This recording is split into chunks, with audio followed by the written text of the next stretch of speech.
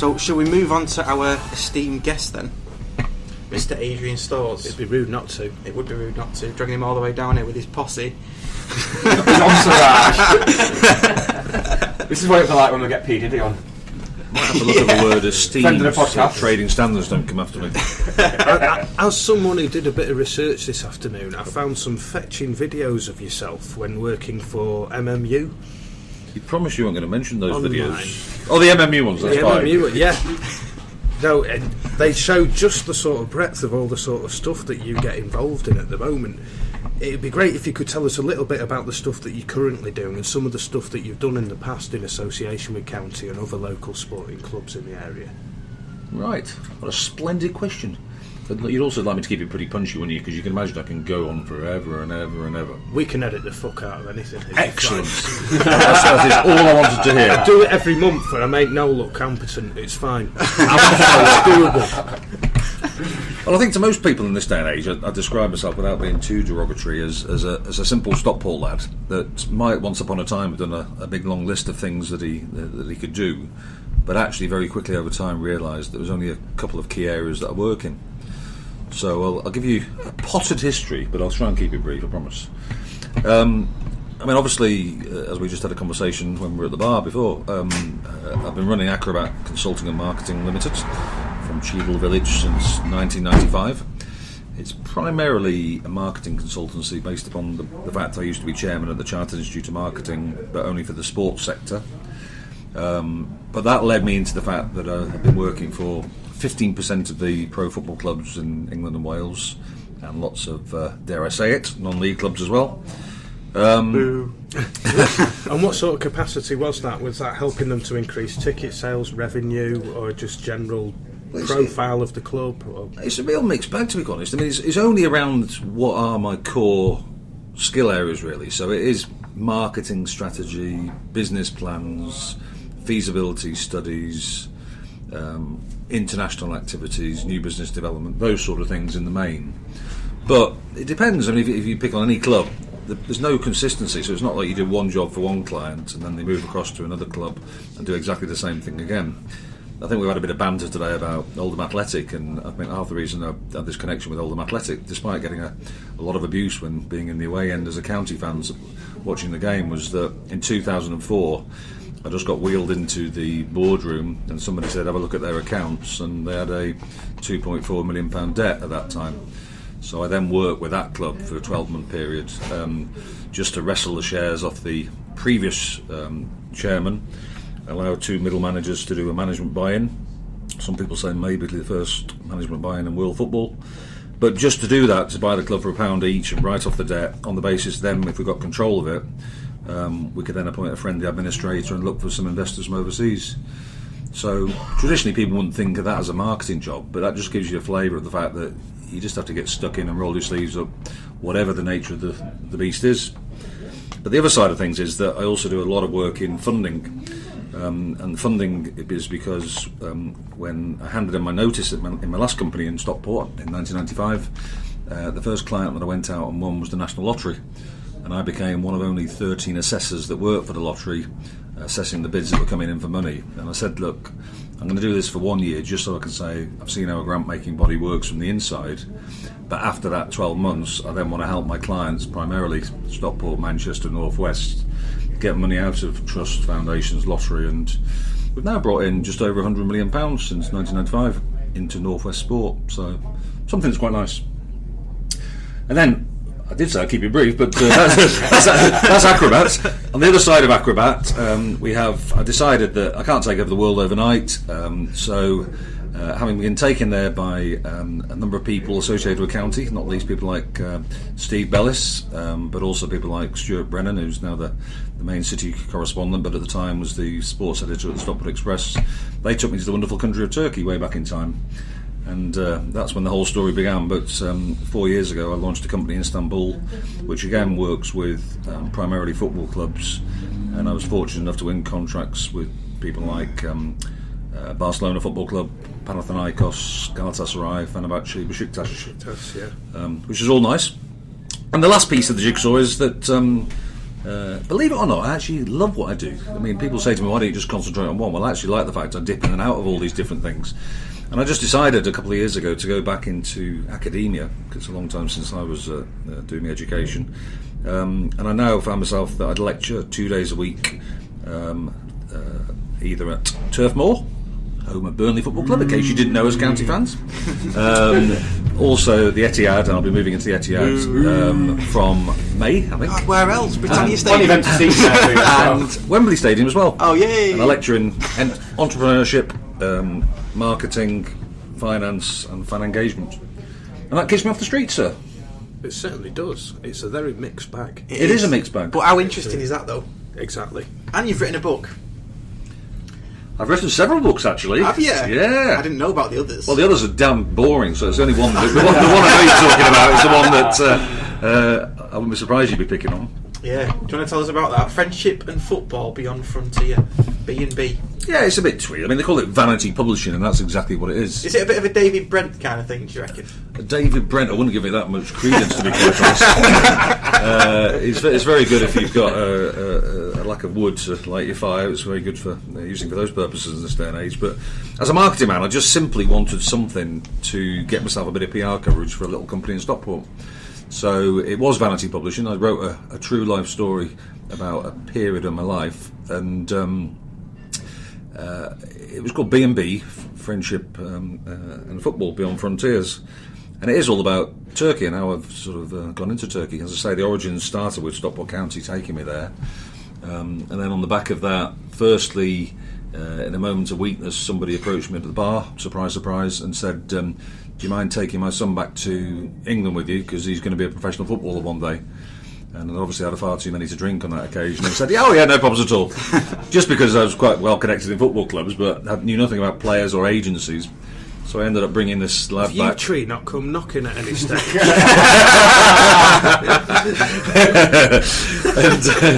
and then how do you come back from that? Just traffic this boy across Europe for me. So he came to Stockport. He lived with me for 3 months, and we just had a tour starting off at Stockport County, where he didn't quite make the grade, moving on to Macclesfield with the likes of Sammy McElroy, who really wanted him, but unfortunately had just signed Sodja at that time, so they had too many centre-backs on the books. But he was the B, Bilal, who's still to this day and age is an extremely good friend of mine, just based in Izmir on the west coast of Turkey. And through meeting Bilal and all of our interesting activities associated with football and county in England, I then got introduced, after coming back from a New Year's Eve party in Istanbul with Bilal, to a young lady who I met on the plane called Bilge, and Bilge has been married to me now for 16 years. So I still say to her she should have gone to Specsavers and sitting next to a fat Stockport lad on the plane and ended up getting married to him. It's hardly good luck, is it? It's an amazing sort of set of coincidences that has brought you to where you are, though, isn't it? The Turkish call it kismet, which apparently means fate. Yeah, and you feel very much that's just something that was destined to be, because you couldn't have mapped out something like this, could you? If you tried to sort of plan your life, someone would go, that's too far-fetched, that's never going to happen. Yeah, I was brought up by my grandparents. I mean, I'm a little bit of a fraudulent county fan, because it wasn't scarf my father wore. I was brought up by my grandparents, so it was a scarf that my grandfather wore, because my grandfather and grandparents and my grandmother, before they passed away, were season ticket holders at county, and that's what got me into it. But no, they would never in a million years believe, I mean, a good solid working class family from Stockport would never believe that I'd be making a living in the way that I'm making it, but B, that I'd have all these connections with a country called Turkey, which is quite a long way from Edgeley Park. Tell us about your connections with Turkey and Blackpool Football Club. That's a recent thing, isn't it? Turkey and Blackpool Football Club is an interesting one. It's quite an interesting one on a variety of ways. Blackpool Football Club, as you'll be aware, and I'm not speaking out of turn in anything I'm going to say now, but it's obviously going through troubled waters at the moment. It doesn't take a wizard to understand that whatever you look at, there's an awful lot of negativity around, and clearly bad feeling, particularly between the fans and the owners. And me, for somebody who's so pro supporters, trusts and fans, would not say that I've put myself in line with one particular stakeholder in that club. But and again, in a moment, I just said, having had a conversation there where I'd created an opportunity for one of my students at UCFB, the university and college that I work at the moment. I've created an opportunity for the student to be based there as the temporary commercial manager. I just said to them, I said, look, you're not in a position to be able to pay fees, you're not in a position to employ somebody like myself. However, whilst I'm out and about representing these big giants around Europe, maybe you'd like it if I just inquire about would they be interested in coming back possibly as a sponsor to your club, because there's a dearth of sponsorships at Blackpool at the moment. And after having a conversation and going around the houses a few times, they said, yeah, we'll sign a contract with you. So they signed a 12-month contract, and my brief was only on commission only, but to represent Blackpool in the country of Turkey and just see whether there was any interest, whether it be anything football related at all, whether it be sponsors or potentially even investors into that club. So as this is a fun podcast, and I don't want to get too serious at this note, I think one of the things you've got to give a lot of credit to is the abuse that I'm getting online at the moment. Because in the wonderful world of wisdom and the creativity of football fans, unfortunately they are resorting to Google Translate in terms of the abuse they're trying to give me. And anybody that knows about Google Translate will tell you it's not always quite as accurate. No. So some of the things they've tried to call me online doesn't translate well in Turkish. It's usually funnier though. But in general, it's hilarious. Actually, it's hilarious, and I've left some of them up there because it is quite entertaining. But actually, as I say, I'm not putting a stick in the ground to say that I'm representing one party or another, and I've got a lot of sympathy and a lot of good feeling with Blackpool supporters. It's just the fact I'm doing my job to see is there any possible finance out there that could come in some way that maybe if things do start to improve and the parties do get back around the table, maybe it'll put them in a bit better position. Do you ever get involved with any of the side of the work involving how the club represents its image to people and the outside world? Because quite often we certainly experience that fans have a lot of quite strong opinions that are based on misinformation and a lack of fact, and sometimes the clubs don't help themselves that much in presenting what their position is. Yeah, I think in my experience most of the commissioning of outsiders for that sort of activity has tended to be in association with PR companies rather than marketing, or maybe it's because I haven't had those core skills, I've not been invited. And do you think that's where it should be necessarily? I don't know, it was interesting because somebody was actually ringing me up, a journalist today, and they were asking me about fan engagement, and they put me on the spot, but they were asking about examples of good fan engagement and bad, and just off the top of my head the only one I could think of was there's a gentleman around that you may have come across, I think Sonny, he's approached county in the past called Mark Bradley. He's the managing director of the fan engagement company. Seeing big smiles on faces at this point. I think it's probably because he was a friend of Ryan McNice, wasn't he? But that aside, they asked me about it, and I said it's quite ironic, really, because when you put me on the spot, I can think of both positives and negatives associated with the club. And the club that I picked up on at that time was Cardiff City, because Cardiff have won all sorts of awards for how fantastic they've been in their approach to the away end.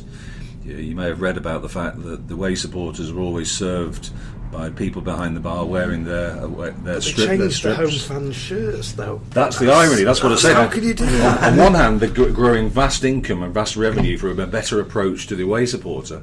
On the other hand, completely opposite, which is ironic, is they've made a cock and bull of it by saying, I know, the Bluebirds, let's forget the blue, let's go to red. And obviously it's turned around and they've gone back to seeing common sense now. Marky Mackay stuff as but, well. Yeah, precisely. But there's loads of good examples of good fan engagement around, but you don't always need outsiders. I mean, I'm just pro, like you guys are, totally pro the idea that there's got to be some transparency and there's got to be some closer fan involvement between any ownership or any governance of any football club. It's the only way that they can operate, really. Yeah. And I don't know how you guys feel, but I reckon at the moment at County that's better than it has been for a long time. It's a lot better. Isn't it? A lot better than it has been, but massive room for improvement. Yeah, without Always is. we sometimes go months without hearing anything. Yeah. What I do think with the fan engagement, I think a lot of clubs at a lower level, especially Football League and lower, I think because they're seeing the Premiership because it's just everywhere, you can't avoid it. They're seeing that there's no transparency there, and just thinking, well, that's how football is, that's how we'll do it, and it just seems to filter down. Because there's even teams at our level where Hyde are always whinging and they get nothing from the board or anything. Like Staley Bridge as well last season, so the board tells us nothing. So it's endemic in football, I think. It's funny, I'll tell you a little story. When I was on the co-op board, I went to a supporters direct session for a day, how to be a member on the co-op board, and we had representatives of Blackpool there was FC United, there was Rochdale, I think, and there was 5 Wrexham lads there. Are FC United found? Yeah, they are, yeah. Do you not know that? Invented non-league. The more you learn. And we all went around the room and said our piece on what the issues were at our club. So I obviously said what ours were, and at the time I think we were in the conference at the time, I think. And Blackpool sat there, and these 2 lads just started up their own supporters trust, trying to get in, drum up interest for it, and they just dropped out of the Premier League, and they were 4th in the Championship. And they sat there and they said, "We're not happy because Oyston is going to take this club down." And everyone around the room going, "You fucking joking? You're 4th in the Championship. You just had a parachute payment of however many millions." Do you know what I mean? It was just like we were flabbergasted, obviously not knowing what was about to come. That's what gets me about Bolton, though. How are they in the situation they are with? Do they have parachute payments and what have you? Yeah. I don't understand how it can. It's club mismanagement. Yeah. I mean, surely a year Top in, and you bottom think, of oh, it. we're struggling. Yeah, It'll but take 3 years and you look at the bank statement and go, oh shit. Yeah, but look at County. I remember, was it Mark Maguire sort of said at one point, "Shit, we've got a massive tax bill to pay." Well, how come you didn't know that? Yeah. 6 months earlier. I don't understand. It was one of the Shit, look first- at the balance sheet. Oh no, look at that. I think it was one of the first ever forums that took place in the suite underneath the Cheadle stand, and it was Steve Parfitt's wife that was there. That was in the time of people like Mark Maguire and others there, and I was just sat there in the background because we were getting to our period of turmoil and clearly an awful lot of financial mismanagement at that time. But it wasn't rocket science. But Stephen Parfitt's wife just stood up and said, "I'm not being funny, but we've always been brought up as kids that you don't spend more than you've got coming in. Mm-hmm. Where have you gone so badly wrong?" And you're dead right, because they were just leaping from crisis to crisis. There was accusations of money being laundered from various good-willed and good-spirited donations from the fans, and then there was non-payment of tax bills and other things at the time. And that was just the start of the very slippery slope, really, wasn't it, for County? Yeah, there's a new paper out. I think it might be from the FA or from somewhere. The Connected Fan, and I don't know if you've seen this. This paper, The Connected Fan, is all about obviously connecting fans, but in terms of new technologies. Do you ever get involved in stuff like that, or is that anything you've ever thought of that you might get involved in the future? Well, I think, as you know, I do this work now at the university at UCFB. As far as UCFB is concerned, we're just trying to be at the sharp end of anything that's happening in sports management. And we did a project which took circa 50 students just a couple of weeks ago when Burnley played Wolverhampton, Wanderers at home. We orchestrated a survey, so all our students were working on behalf of the commercial section of Burnley Football Club. But the whole focus of the activity was about trying to understand to what extent fans wanted the traditional and the analogue approach versus the digital approach. Yeah. And whatever club you support, it doesn't really matter in terms of this conversation, but it was just, to me, it was good because it was somebody actually bothering to ask the fans. And not surprisingly, you'd get market segmentation in that, and you get some fans that say, hang on a minute, this is going too fast for me because of my age and everything, the way I've been brought up. I just still want it this way. However, you'll get other, because perhaps of the age profile and other things like that, would say, no, we're not even keeping up with the times. This is what's happening in my social media world, in my digital world. I want my football club to bring this to me as well. Yeah. So that's, I suppose, about the closest I'll get to it. It's interesting, we discussed the same thing similarly vis-a-vis buying a physical programme when you go to a game. Yeah. Or The at digital County copy. you can get a digital copy. Now, that's pretty much got to be a generational thing. And there will reach a point where the generation that expects a physical programme will just die out. And that'll be gone. So There is a number of clubs now doing e-programmes, isn't there? Well, Yeah, we're right. one of them. yeah. They've stopped now. Have they? Yeah, it wasn't taking off. No, I don't think it will. Well, they It's charged like- £2 for it, didn't they? Was it £1 No, or did a £2? Did a couple of free ones at first, Did I they? think, just to measure the thing. But yeah, people still weren't paying it. I think it went up to £2. I think they should have let it go out for nothing after, like 3-4 weeks after the game, and just think, oh, there you go, it's online. Get it if you want.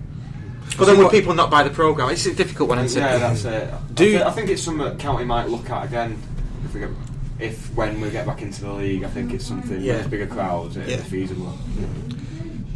Do you think at this level the clubs pay enough attention to the marketing strategy and how they engage with fans and how they try and grow their fan base? Because certainly I see a lot of things going on with County where people seem to say, well, we are where we are, we're not a full-time professional club anymore, and often it's seen as, I view it as a spend to save. If you're actually going to invest in growing your market base and reaching out to this fans and a new generation, it's actually an investment to look at doing that rather than seeing it as an expense. Do you think there are enough clubs that are switched on to that?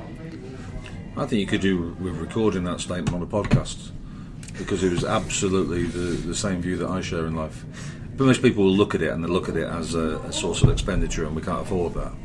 I think you can't afford not to do it. And I think there is a big difference, and we're talking about where we are with Leeds County, and don't say that phrase again, non-league. But if you look at, and again, I'm going to get a lot of boos here, but if you look at people like City and what City's doing in terms of their digital department, in terms of their social media approach, in terms of their overall marketing strategy, I mean, they've got a team now of circa 30 people in that department. Yeah. A lot of them have come over from Barcelona. It's a massive investment, and it's changed the world in terms of not only how they communicate, but also how they drive new income streams into the club. That will slowly cascade its way down, and people say, yeah, but we're non-league. I don't care. The reality is, as time progresses, more and more the techniques, we might have to do a slightly watered-down version of what they do, but we need to do other things to think outside the box just to bring extra income in, because otherwise there's only one way to go from here. To me, there's a choice of looking at it and going, oh, it's a bit hard or a bit expensive and we don't do it. Exactly. Or you look at it and say, what's the art of the possible? You don't have to go down the city's route of throwing millions of quid at it, but you do need to look at it and think, how can we improve the matchday experience for the fans and make them want to keep coming back and bringing their family back and their kids back, because that's absolutely ultimately the future for the club, isn't it? It's the same as the sort of synergy around marketing spend as a whole, really, because they say when the times are tough or when a particular club might have gone down a route that is not as fruitful as it used to be, that's when they start cutting their marketing spend.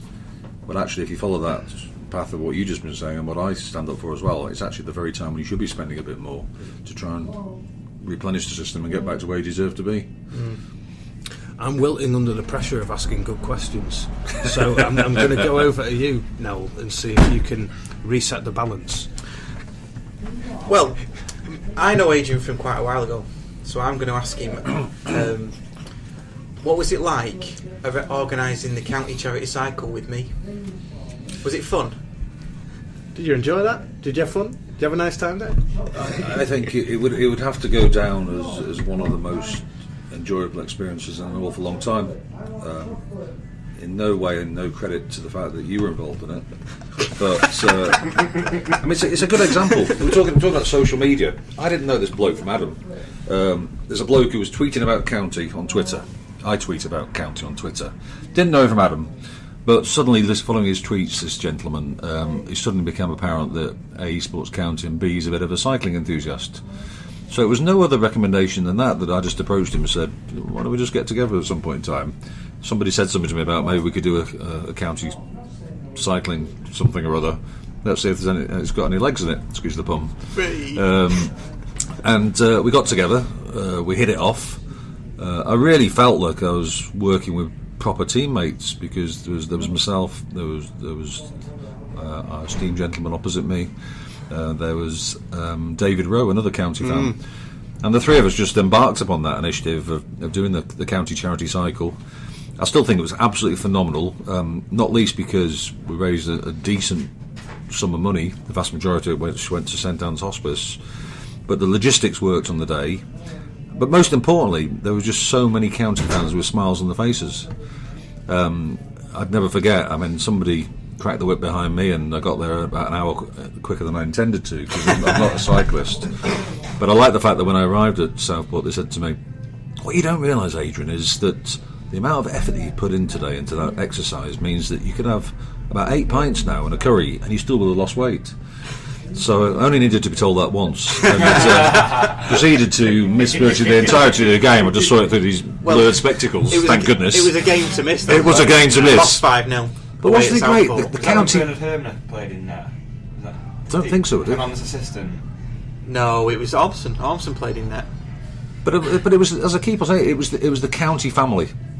Yeah. I mean, so many quality county folk, many of which I hadn't met before, and it was just genuine banter had by everybody. And I loved it. It wasn't just county fans though, was it? There was United and City fans that turned up as well. There was United. There's actually the Oldham fan sat behind me here tonight. Sorry, yes. He was at. He does tell the fact that still, despite the fact he's clearly not a highly trained, finely tuned athlete, a bit like myself. Really? The last thing that I was going to ask you, and I don't know if anyone's got anything else, but tell us about Stockport volleyball. Because I know you're Stockport born and bred. You love Stockport, don't you? And this is just right up your street, I think. And I don't mean that in any sort of lycra reference, pervy reference. No. But I think this.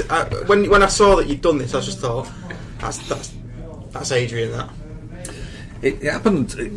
You tend to see that I get involved in all sorts of things that perhaps I shouldn't get involved with, really. And hence tonight. Hence tonight. Are you regretting it now? Not in the slightest. But I went to Izmit in Turkey, and I thought I was going to be spending 2 weeks with the in-laws, which I thoroughly enjoy. But I thought I might get a wee bit bored after a while, particularly missing county and things. But ironically, or interestingly I should say, just across the road was a sports hall, and they let me wander in there without paying a fee on a daily basis with my little lad, Kaya, and we ended up watching the Under-21s European Volleyball Championships, having never watched it before. So I got quite into it after watching it for 2 weeks solidly. It was quite good. So I came back and I just thought, oh, look at this volleyball thing, and I looked at this map of Greater Manchester and I thought, what the hell's going on here? Everywhere in Greater Manchester except for Stockport has got a volleyball team. Well, I'm not having that. So I think you as a music lover will remember the phrase about Manchester's got everything bar a beach. I'd just say that Stockport's got everything bar a beach, but we have actually got a volleyball club now. And so we just had upon it. It was 4 months ago. We launched Stockport Volleyball Club.